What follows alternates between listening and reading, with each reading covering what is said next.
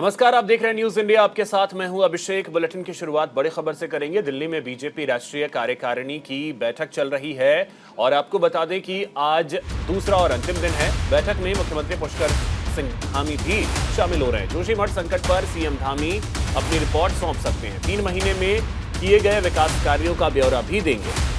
तो ये बड़ी खबर आपको बता दें, मुख्यमंत्री पुष्कर सिंह धामी बैठक में शामिल हो रहे हैं और आपको बता दें कि यहाँ पे जोशीमठ को लेकर अपनी रिपोर्ट दे सकते हैं। साथ ही साथ पिछले 3 महीनों में जो विकास के कार्य किए गए हैं उसकी जानकारी भी साझा कर सकते हैं। तो ये बड़ी खबर, दिल्ली में ये बैठक चल रही है और आपको बता दें कि मुख्यमंत्री पुष्कर सिंह धामी भी इस बैठक में शामिल हो रहे हैं। राष्ट्रीय कार्यकारिणी की बैठक दिल्ली में इस समय चल रही है और तस्वीर हम आपको दिखा रहे हैं। मुख्यमंत्री पुष्कर सिंह धामी जब इस बैठक में शामिल होने के लिए पहुंचे थे, तो ये तस्वीर आप देख सकते हैं दिल्ली के एनडीएमसी सेंटर में। कन्वेंशन सेंटर जो दिल्ली में एनडीएमसी का, वहां इस समय बैठक जो है वो चल रही है।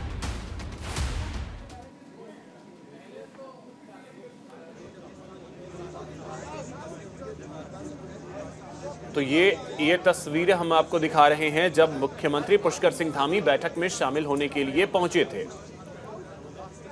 तो दिल्ली में 2 दिनों की ये राष्ट्रीय कार्यकारिणी की बैठक बीजेपी की चल रही है और इस बैठक में शामिल होने के लिए मुख्यमंत्री पुष्कर सिंह धामी पहुंचे थे। हितेश त्यागी हमारे सहयोगी अधिक जानकारी के साथ देहरादून से जुड़ रहे हैं। हितेश, क्या जानकारी मुख्यमंत्री अपनी रिपोर्ट दे सकते हैं जोशीमठ को लेकर के, साथ ही विकास कार्यों को लेकर भी? जी बिल्कुल, देखिए मुख्यमंत्री पुष्कर सिंह धामी दिल्ली में 2 दिवसीय जो एनईसी की बैठक के भाजपा संगठन की उसमें पहुंच गए हैं और स्वाभाविक सी बात है, जिस तरीके से जोशीमठ आपदा है उसको लेकर आज मुख्यमंत्री अपने शीर्ष अधिकारियों के सामने रिपोर्ट सौंपेंगे। तो कहीं ना कहीं इसका निस्तारण भी आज कहीं ना कहीं देखने को मिल सकता है। और ये है कि 2024 का जो लोकसभा चुनाव वो बहुत खास माना जा रहा है उत्तराखंड के लिहाज से, क्योंकि जो पांचों सीटें हैं उनको लेकर भी महामंथन अलग से वहां पर मुख्यमंत्री पुष्कर सिंह धामी अपने शीर्ष नेताओं के साथ करने वाले हैं। और जिस तरीके से एनईसी की 2 दिवसीय बैठक दिल्ली में चलने वाली है, तो पूरे देश के तमाम बड़े पदाधिकारी, जेपी नड्डा जो राष्ट्रीय अध्यक्ष है उनके समेत तमाम ऐसे अधिकारी वहां पर मौजूद है। उन्हीं के साथ साथ जो भी कार्यकलाप उसमें होने वाले हैं, तो उसके साथ मुख्यमंत्री पुष्कर सिंह धामी वहां पर सम्मिलित हैं। जी चलिए, ठीक है हितेश, आप हमारे साथ बने रहें, आगे भी खबरों पे अपडेट आपसे लेते रहेंगे। वहीं अब बात करते हैं जोशीमठ की। दरारों के बढ़ने का सिलसिला अभी भी थमा नहीं है। आंकड़ों की बात अगर कर लें तो 849 भवनों में अब तक दरार आ चुकी है, जिसमें से 165 भवनों को पूरी तरह से रहने के लिए असुरक्षित माना गया है। हालांकि पानी के रिसाव में कटौती देखने को मिली है, लेकिन अभी भी जोशीमठ की स्थिति गंभीर बनी हुई है। अब तक 237 परिवारों के 800 लोगों को शिफ्ट किया जा चुका है। आशंका जताई जा रही है कि आने वाले दिनों में घरों में दरारों की संख्या बढ़ सकती है।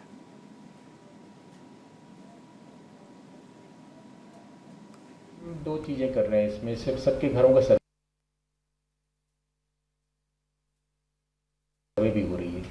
जैसे आइडेंटिफाई किए हैं 800 समथिंग जो हमने बताया आपको, उन सबको घर का मेजरमेंट भी हो रहा है।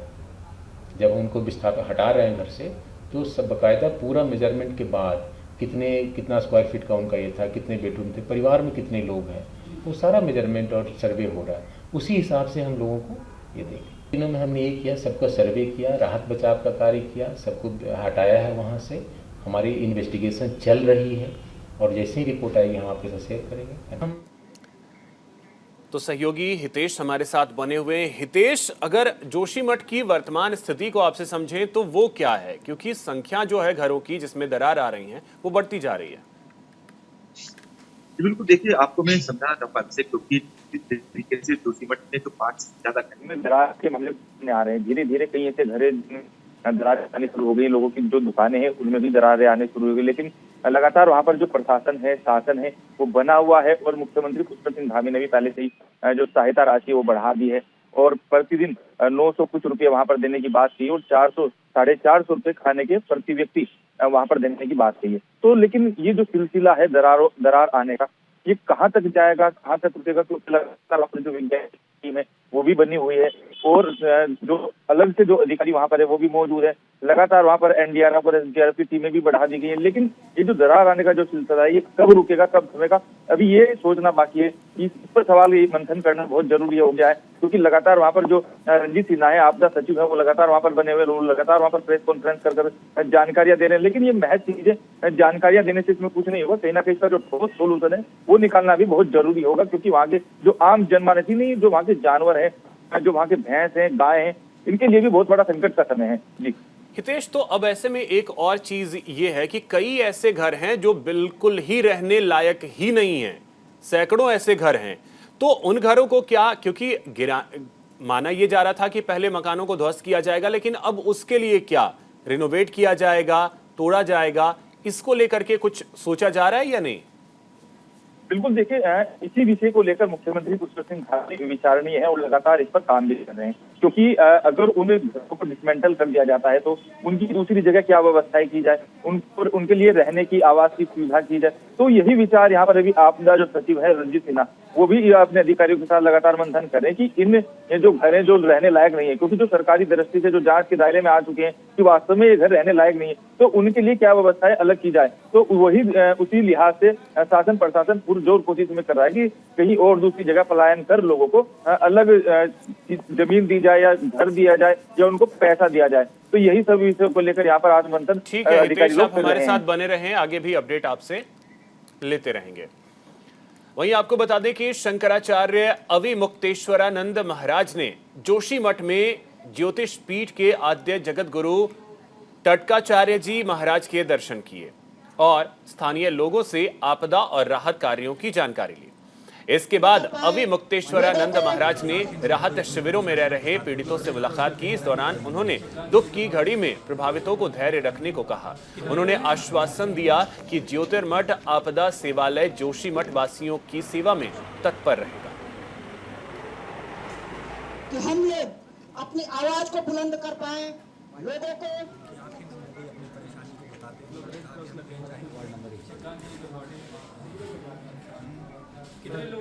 वहीं उत्तराखंड लोक सेवा आयोग पटवारी पेपर लीक मामले पर एसआईटी को बड़ी कामयाबी हाथ लगी है। एसआईटी ने इस मामले में उत्तर प्रदेश के रहने वाले एक आरोपी सोनू को सहारनपुर से गिरफ्तार किया है। पूछताछ में आरोपी ने 31 नकलचियों के बारे में एसआईटी को बताया है। ऐसे में एसआईटी पर्यवेक्षक और एसएसपी हरिद्वार अजय सिंह का कहना है कि उत्तराखंड लोक सेवा आयोग पटवारी पेपर लीक मामले में कनखल थाने में मुकदमा दर्ज है। एसआईटी की टीम जल्द से जल्द साक्ष्य इकट्ठे करने में लगी है और आरोपी चाहे आयोग के अंदर हो या बाहर, उन्हें गिरफ्तार किया जाएगा, जिससे आने वाले आगे की जो भी परीक्षाएं हैं उसमें नकल से बचा जा सके। भर्तियों में जो हमने कार्रवाई करी थी उसमें क्या क्या दिक्कतें आती हैं और किस हद तक हमें यहाँ पर साक्ष्यों को जल्दी जल्दी संकलित करना है और कोई भी दोषी हो उसको गिरफ्तार भी करना है, साथ ही साथ कहीं भी हो, चाहे आयोग के अंदर कोई लैप्सेस हो, चाहे बाहर कोई ऐसे व्यक्ति हो, उसकी भी पहचान करके जिससे कि आगे हमारी जो परीक्षाएं हैं उसमें कहीं से भी कहीं कोई आँच ना पाए।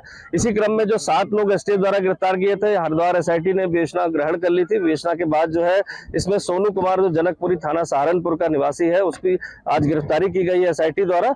और इससे जो है अभी तक हमने जो 31 जो है अभ्यर्थियों की एक लिस्ट हमने प्राप्त कर ली है, जो वहां पर उसके द्वारा जो अभ्यर्थी गए थे वहां पर परीक्षा से एक दिन पहले, उनके नाम पते हमें मिल चुके हैं, सारी जानकारी मिल गई। जो आयोग से हम अभी आगे चल के उससे और क्लियर करेंगे कि वो लोग कब परीक्षा में बैठे थे या क्या उनका क्रेडेंशियल्स पूरे हैं। साथ ही साथ जो परीक्षार्थी वहां पर गए थे, रात्रि में वहां पहुंचे थे, जो रिजॉर्ट था बिहारीगढ़ में, वहां की डीवीआर फुटेज और सभी चीज हमने हासिल कर ली, जिसमें बहुत सारे महत्वपूर्ण साक्ष्य मिले हैं। इससे विवेचना में आगे हमें ये मदद मिलेगी कि अन्य कोई जो अभी 7 लोग गिरफ्तार हुए थे पहले, उनके अलावा भी कोई षड्यंत्रकारी तो नहीं था जो बच गया हो, तो उससे उन सारे साक्ष्यों का अवलोकन हमारी टीम जो है एसआईटी टीम लगातार कर रही है। अधिक जानकारी के साथ सहयोगी संजय हमारे साथ जुड़ रहे हैं। संजय, क्या अपडेट? निश्चित तौर पर अभिषेक लगातार ही पटवारी पेपर लीक को मामले में एक के बाद एक गिरफ्तारी की जा रही है और हमने देखा है कि हरिद्वार पुलिस ने एक और आरोपी को गिरफ्तार किया है। हालांकि यह आरोपी सहारनपुर जिले का रहने वाला था। जिस तरह से एसएसपी बता रहे थे कि करीब 31 लोगों की सूची तैयार की है, उन सभी से पूछताछ की जा रही है, क्योंकि जिस वक्त ये पूरा मामला हुआ कहीं ना कहीं जो अभ्यर्थी है वो भी इसमें दोषी है। यही वजह है पुलिस ने एसआईटी का गठन कर दिया है और लगातार ही एसआईटी द्वारा जांच की जा रही है। जो भी इसमें दोषी पाया जाएगा वो कहीं ना कहीं सलाखों के पीछे होगा। अभिषेक, ठीक है, आप हमारे साथ बने रहें संजय, आगे भी खबरों पे अपडेट आपसे लेते रहेंगे। हरिद्वार में सड़क दुर्घटनाओं को कम करने और लोगों को यातायात सुरक्षा के प्रति जागरूक करने के लिए राष्ट्रीय सड़क सुरक्षा सप्ताह मनाया जा रहा है। सड़क सुरक्षा सप्ताह में पुलिस के आयोजित कार्यक्रम में अच्छा प्रदर्शन करने पर बच्चों को सम्मानित किया गया। बच्चों को कार्यक्रम में पहुंचे डीजीपी अशोक कुमार ने सम्मानित किया। डीजीपी अशोक कुमार का कहना है कि पूरे देश में सड़क सुरक्षा सप्ताह मनाया जा रहा है। पुलिस लोगों को सड़क सुरक्षा के प्रति जागरूक कर रही है, जिससे सड़क दुर्घटना में कमी आए और हम अपनी जान के साथ लोगों की भी जान बचाएं। वहीं 2015 पुलिस दारोगा भर्ती परीक्षा मामले में 20 संदिग्ध दारोगों पर कार्रवाई को लेकर डीजीपी अशोक कुमार का कहना है कि इस मामले में मुकदमा दर्ज है। विजिलेंस की जांच के आधार पर यह कार्रवाई की गई है और आगे भी विजिलेंस की जांच के आधार पर कार्रवाई की जाएगी। और जो है अवैध रूप से जो ऑटो हो गए। गुप्ता हरिलोक कॉलोनी ज्वालापुर से निवासी हूँ। वर्तमान में यदि यहाँ दर्शक दीर्घाओं में उपस्थित जो सम्मानित अतिथि नाटक के माध्यम से यहाँ प्रस्तुत किया जा रहा है। सड़क सुरक्षा सप्ताह मनाया जा रहा है पूरे देश में। लोगों को सड़क सुरक्षा के प्रति जागरूक कर रहे हैं, जिससे सड़क दुर्घटनाओं में कमी लाई जा सके, जिससे हम खुद की जान बचाएं और दूसरों की जान भी बचाएं। इसके लिए हमने ये किया है। आज उसके लिए हमने हरिद्वार में फंक्शन किया राज्य स्तरीय। तो सहयोगी संजय हमारे साथ बने हुए हैं। संजय, इसे तो एक शानदार पहल कहा जा सकता है कि सड़क हादसे जिस तरीके से सामने आते हैं, अगर उसके लिए लोगों को जागरूक किया जाए कि ट्रैफिक नियमों का पालन करें तो शायद आपकी भी जान बचेगी। ये एक शानदार पहल। बिल्कुल, हर वर्ष की तरह इस वर्ष भी 11 से 17 जनवरी तक सड़क सुरक्षा सप्ताह कार्यक्रम का आयोजन किया गया। इस कार्यक्रम के माध्यम से जिले भर में जगह जगह लोगों को जागरूक किया गया है और लगातार ही लोगों को खुद की जान और दूसरों की जान बचाने के लिए यहाँ पर गाइड किया गया है। कहा जा सकता है कि इस दौरान हरिद्वार के ग्रामीण क्षेत्रों या फिर शहरी क्षेत्रों तमाम जगह नाटक के माध्यम से भी यहाँ एक लोगों को जागरूक किया गया। और इस कार्यक्रम में कहीं ना कहीं जो उत्तराखंड के डीजीपी है अशोक कुमार वो पहुंचे हैं और जिस तरह जिन लोगों ने अच्छा प्रदर्शन कर लोगों को जागरूक किया है तो उन्हें कहीं ना कहीं स्वागत भी किया है। तो कहा जा सकता है कि सड़क सुरक्षा सप्ताह लगातार ही किया जा रहा है। अभिषेक, ठीक है संजय, आप हमारे साथ बने रहें, आगे भी अपडेट आपसे खबरों पे लेते रहेंगे। खबर देहरादून से है, जहां वित्त मंत्री प्रेमचंद अग्रवाल ने बिल लाओ इनाम पाओ योजना का लकी ड्रॉ निकाला। ये योजना जीएसटी बिल लेने के लिए ग्राहकों को प्रोत्साहित करने का काम करेगा, जिसमें 1500 विजेताओं को इनाम में स्मार्टफोन, वॉच और ईयरबड दिए जाएंगे। ये योजना मार्च 2023 तक चलेगी।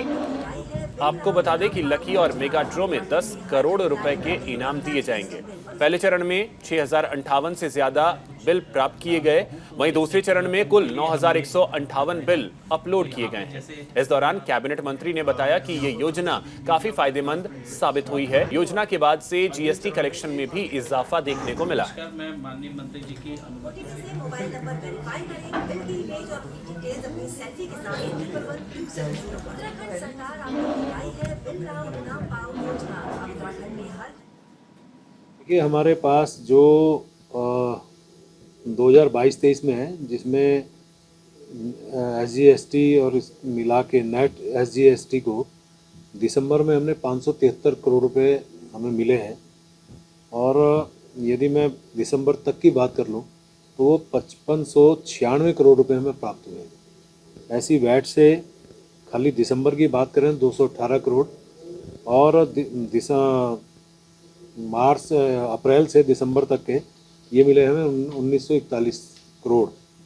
और यदि पिछले वर्ष की तुलना में मैं बात करूं, चूँकि अक्सर आपके माध्यम से सवाल उठता है कि हमने पहले से कितनी बढ़ोतरी की है, तो मैं आपको बता दूं कि जो हमारा SGST वाला जो सेक्शन है उसमें हमने 36% का इजाफा किया है। लास्ट टाइम ये था इसी दौरान 4099 करोड़, इस बार है 5596 करोड़, यानी 36% की बढ़ोतरी इसी कार्यकाल में हमारे विभाग के द्वारा, यानी कि हमारे राज्य के विभाग के द्वारा हमें मिली है। रुड़की में जन कल्याण और लोक भावना के उद्देश्य से महामंडलेश्वर स्वामी मैत्रेयी गिरी महाराज भव्य कलश यात्रा निकालेंगे, जिसमें 13 अखाड़ों से साधु संत इस शोभा यात्रा में हिस्सा लेंगे। महामंडलेश्वर स्वामी मैत्रेयी गिरी महाराज ने बताया कि भारतीय संस्कृति का उद्देश्य है कि विश्व कल्याण हो, जन कल्याण हो और इस माघ मास में आध्यात्मिक काम करने के साथ अनुष्ठान करने का बड़ा महत्व है। इसलिए मंगलौर कस्बे में आगामी 18 जनवरी से 26 जनवरी तक महाअनुष्ठान किया जा रहा है, जिससे देश का कल्याण हो सके। बता दो थोड़ा सा अपना। छोटा सा मंदिर बहुत छोटा सा, भगवान की जो है वो स्थापना दिवस भी है, इसलिए हम लोगों ने से केवल जो लोग सुनेंगे बैठेंगे उनको तो लाभ होगा ही होगा, होता है। और हमारा जो सिद्धेश्वर महादेव है उसमें हम लोगों ने स्थापित किए हैं। और बता दो थोड़ा सा अपना। छोटा सा मंदिर बहुत छोटा सा, भगवान की जो है वो स्थापना दिवस भी है, इसलिए हम लोगों ने से केवल जो लोग सुनेंगे बैठेंगे उनको तो लाभ होगा ही होगा, होता है। हम लोगों ने स्थापित किए हैं। और माघ मास में आध्यात्मिक कार्य और भागवत कथा श्रवण करना, अनुष्ठान करना, पूजन करना, इसका बहुत बड़ा महत्व है। और दूसरा, हमारे सिद्धेश्वर महादेव मंदिर का जो पुनर्जीर्णोद्धार किया हमने, मंदिर को भव्य रूप में बनाया है, तो मंदिर की अपनी स्थापना दिवस भी है और अपना गणतंत्र दिवस भी होता है, तो जन्म अपना मनाते हैं सब लोग। विशेष जो है वो जन जागृति के लिए, जन जागरण आज अति आवश्यक है। और हम लोग जो भी कार्य करते हैं ऐसा बताया है। उद्देश्य तो जैसा महाराज जी ने बताया अभी कि जन कल्याण के लिए, लोक कल्याण के लिए और लोक मंगल की भावना से जीव मात्र का कल्याण हो सके, उसके लिए ये आयोजन हो रहा है, ताकि सभी का भला हो। क्योंकि हमारी भारतीय संस्कृति भी है और हमारा एक सूत्र भी है कि विश्व का कल्याण हो, तो सभी का कल्याण हो, इसीलिए हम लोग ये आयोजन करते हैं समय समय पर। तो उसी हेतु से ये आयोजन किया जाए। उद्देश्य तो जैसा महाराज जी ने बताया अभी कि जन कल्याण के लिए, लोक कल्याण के लिए और लोक मंगल की भावना से जीव मात्र का कल्याण हो सके, उसके लिए ये आयोजन हो रहा है, ताकि बेरीनाग के बरसायत में गिरीश पंत ने प्रवासी भारतीय अवार्ड जीतने के बाद दुबई से पहली बार अपने घर बेरीनाग लौटे। गिरीश पंत के पहुंचने पर स्थानीय लोगों सहित विभिन्न संगठनों ने जगह जगह पर भव्य स्वागत किया। सामुदायिक स्वास्थ्य केंद्र बेरीनाग में एक सम्मान समारोह कार्यक्रम का आयोजन कर गिरीश पंत को सम्मानित किया गया। इस मौके पर प्रभारी चिकित्साधिकारी डॉक्टर सिद्धार्थ पाटनी ने बताया कि गिरीश पंत कोरोना काल में स्वास्थ्य सुविधाओं की लगातार मदद कर रहे थे। आपको बताते चले कि गिरीश पंत पिछले 6 सालों में दुबई में रहकर 1200 प्रवासियों को उनके स्वदेश पहुंचाने में मदद कर चुके हैं।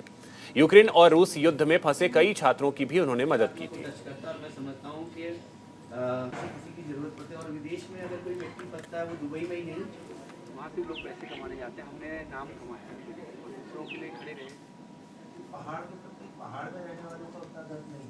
जब आप लखनऊ जाइए, पढ़ाई करने बहुत लोग जाते हैं, तो वो जो बच्चे मैं मेरे उत्तराखंड से बिलोंग करता हूं। मेरे दादाजी स्वतंत्रता सेनानी थे और पिताजी तो बागेश्वर में आचार्य रहे सरस्वती शिशु मंदिर में। और ये जो भावना थी ये खून में ही है, और देश सेवा, और उत्तराखंडी जहां भी जाता है अपने देश और समाज के लिए हमेशा तत्पर रहता है। तो मैं भी उसी भावना से माता पिता के संस्कार, सभ्यता, संस्कृति को लेकर एक समाज सेवा का काम दुबई में पिछले 8 साल से कर रहा हूँ। मैं 14 साल से दुबई में हूँ और कोरोना टाइम में भी हमने उत्तराखंड यहाँ पे कंसल्टेंट और जितने भी हमारे चारू प्रधान जी ने हमसे रिक्वेस्ट करी, और यहाँ जितना अपना सहयोग हो सकता हमने उत्तराखंड के लिए करना है। और ये हमारी देवभूमि है, मातृभूमि है और ये हमारी कर्म भूमि भी है, तो हमें इसके लिए करना ही है और आगे भी करते रहेंगे। रुड़की के लिब्बर हेडी स्थित शुगर मिल की चिमनी से उड़ने वाली राख लोगों के लिए परेशानी का सबब बनी हुई है। राख उड़ने के कारण सांस के रोगियों की परेशानी बढ़ गई है। आलम यह है कि सुबह के समय लोगों को घरों में राख की परत दिखती है। लोगों ने मिल प्रशासन से तत्काल राख पर अंकुश लगाए जाने की मांग की है। 15 दिन का तालाब है सर, वो मुश्किल से 8 बीघे का है। वीडियो लो।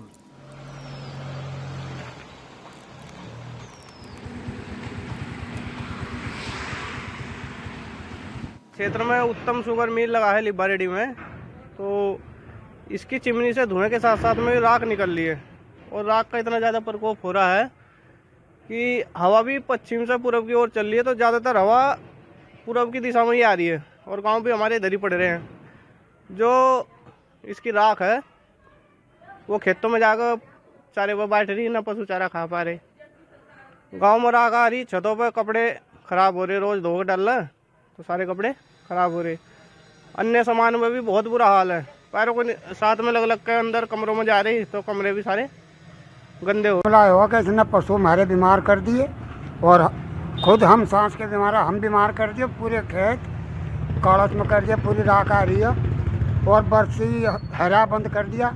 जो खेत में जहाँ करने के लिए आंखों में राख पड़ रही है, जो और चिपकी पड़ी है कुछ राख, उसे हमारे यहाँ पशु नहीं खा रहे। कि इसमें हमें भी कंप्लेन मिली थी कि वहाँ पे ऐसा कुछ हो रहा है, तो इसमें हमने तत्काल जो पोल्यूशन कंट्रोल की टीम है उसको मौके पे भेजा है। तो उन्होंने हमें अपडेट किया है कि उन्होंने वहाँ पे जो भी सैंपल्स हैं उनके लिए हैं और इसके अलावा उनको बता दिया कि ये अपनी चीज़ें ठीक कर लें, तो उन्होंने ऑलरेडी इसमें कुछ कार्रवाई कर ली है। इसके अलावा जो सैंपल दिए गए हैं उसकी जैसे ही रिपोर्ट आ जाएगी तो उसमें जो भी कार्रवाई होगी हम उसके अकॉर्डिंगली करेंगे। तो फिलहाल इस बुलेटिन में इतना ही। नमस्कार।